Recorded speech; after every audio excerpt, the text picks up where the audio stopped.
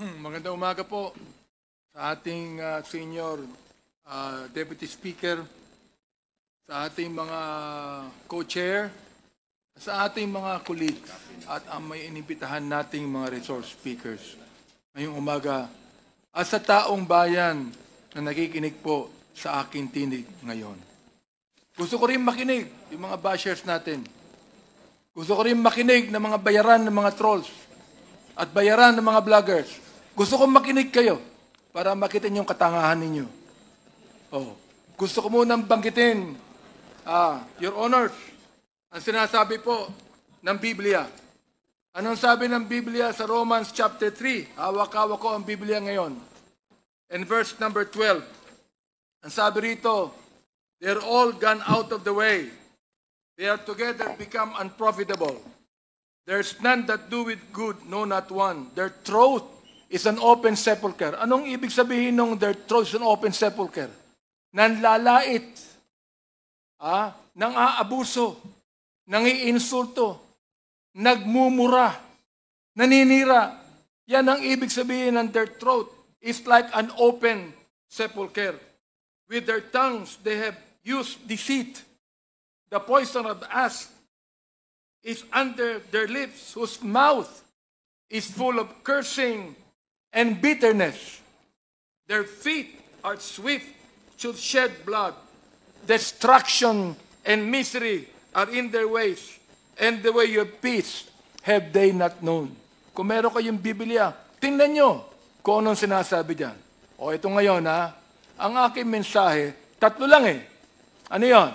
Galit, respeto, pagmamahal. Bakit may Quadcom?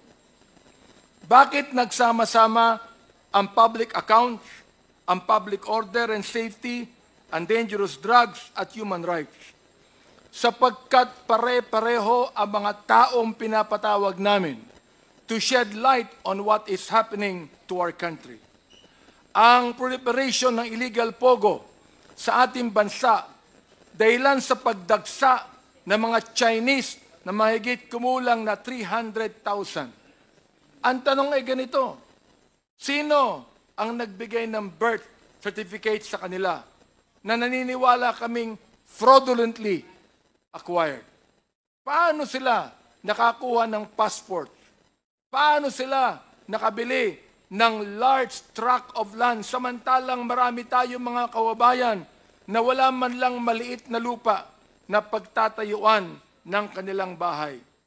Fraudulently acquired lands through bogus corporations. Sinabi ng dating leader ng past administration na ginawa niya ang nagawa niya sapagkat, as I quote, I love this country.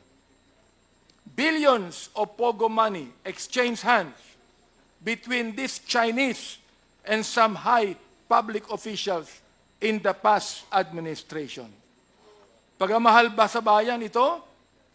Or tulad ng sinabi ng Biblia, the love of money is the root of all evil. Pagmamahal ba sa bayan? If you allowed the hundreds of thousands of Chinese to come here who do not even love this country? Pagmamahal ba sa bayan na ilagay mo sa bingit ng alanganin ng ekonomiya ng bansa? Aber, gumanda ba ang bansa natin? Nabawasan ba ang korupsyon? Ang PNP na dapat magbigay ng proteksyon sa ating mamamayan ay naging kanlungan ng mga drug syndicates. Bakit? Pera. Kinakampihan natin ng war on drugs. Kinakampihan natin yan. Pero bakit kinakailangan may mamatay o pinatay ng mga 30,000 na tao na ang karamihan niyan ay mistaken identity, na ang iba ay mga bata? Ang sabi ng isang senador na nakaupo na dating PNP Director General, collateral damage. Collateral damage lang ba ang pagpatay? Yan ang gusto kong sagutin ng senador na yan. Collateral damage lang ba ang pagpatay kay Kian de los Santos? Collateral damage lang ba ang pagpatay sa isang 3 taong gulang sa Cebu? Collateral damage na ba ang pagpatay sa isang 9 na taong gulang na bata doon sa Caloocan? Collateral damage? Ang pagpatay sa isang pinagtanungan lang kung nasaan si Pilo, hindi sa sinabi niya, hindi ko alam, pinatay yung pinagtanungan. Samantalang si Pilo ay buhay pa at naglalako ng drugs. Collateral damage ba ang pagpatay sa isang driver ng tricycle driver na nagsakay ng drug pusher? Pinatay yung drug pusher, pero pinatay din ang driver ng tricycle. Yung ba ay collateral damage? Pagamahal pa sa bayan ito? Kapag ang tao pumapatay ng marami, at binabayaran ang mga pumapatay, pagamahal ba sa bayan ito? Nais kong sabihin sa inyo, there is not one family that has the monopoly of love of this country. There are almost 120 million Filipinos, and most of these Filipinos love their country. Ayaw natin na mayroon lang isang pamilya na magsasabi na sila ang nagmamahal sa bansang ito. Galit tayo. Bakit may Quadcom? Galit tayo sa masama na tinutulak ang bansa sa kasamaan. Bakit may Quadcom? Galit tayo sa Pogo o anumang sugal na lalong nagpapahirap sa ating bayan at nagpapayaman sa iilan. Galit tayo sa droga na pumapatay sa maraming ating kabataan. Galit tayo sa mga human rights violators. Ito man ay agents ng pamahalaan o NPAs o terorista o mga kriminal na naghahasik ng kaguluhan sa ating mahal na bayan. Hindi po tayo terorista. Ano po? Hindi tayo terorista. Hindi tayo komunista. Hindi tayo diktatorya. Tayo ay demokrasya na nagmamahal sa isang malayang bansa. May respeto sa saligang batas, sa karapatang pantao, sa mararangal na mga public officials, lalo na sa taong bayan. Ayaw natin ng proliferation of illegal gambling.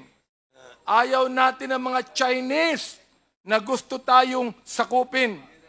Ayaw natin ng ilang mga opisyal ng bayan na imbis na suportahan ang bayan ay nakikitulog sa higaan ng mga dayuhan.